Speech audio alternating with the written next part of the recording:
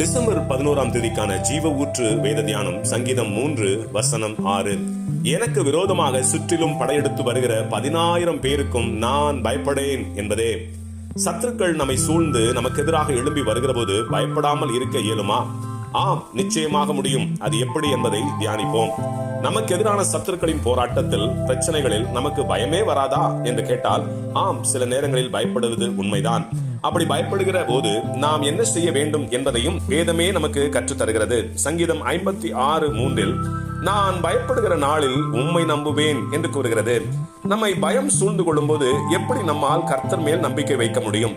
அதற்கான பதிலையும் 1 யோவான் 4:4 ஏனெனில் உலகத்தில் இருக்கிறவனிலும் உங்களில் இருக்கிறவர் பெரியவர் என்று வேதம் கூறுகிறது. ஆம், ரட்சிக்கப்பட்டு அபிஷேகிக்கப்பட்ட ஒவ்வொருவருக்குள்ளும் கர்த்தருடைய ஆவியானவர் வந்து வாசம் செய்கிறார். நமக்குள் இருக்கிற நம்முடைய தேவனாகிய கர்த்தர் இந்த உலகத்தில் உள்ள எல்லாவற்றை காட்டிலும், சகல சத்துருக்களை காட்டிலும், சகல பிரச்சனைகளை, போராட்டங்களை காட்டிலும் மகா பெரியவர் என்பதை நாம் கண்டு உணராத வரையிலும் போராட்ட சூழ்நிலைகளில் நாம் கர்த்தர் மேல் நம்பிக்கை வைக்கவே இயலாது.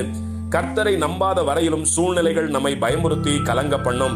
ஆனால் நம்முடைய கர்த்தராகிய இயேசுவை மகா பெரியவராகவும் சகலத்தையும் செய்ய வல்லவராக பார்க்கிற போது நமக்கு எதிரான சத்துருக்களின் சேனை எவ்வளவு பெரியதாக இருந்தாலும், எவ்வளவு பலம் வாய்ந்ததாக இருந்தாலும், தேவன் ஒரு தூசியை பறக்கடிப்பதை போல நம்மை விட்டு சிதறடித்து போடுவார். நம்மை மேலோட்டமாய் பார்க்கிற சத்துருக்களின் பார்வையில் நாம் சிறியவர்களாகவும் அற்பமானவர்களாகவும் காணப்படலாம்.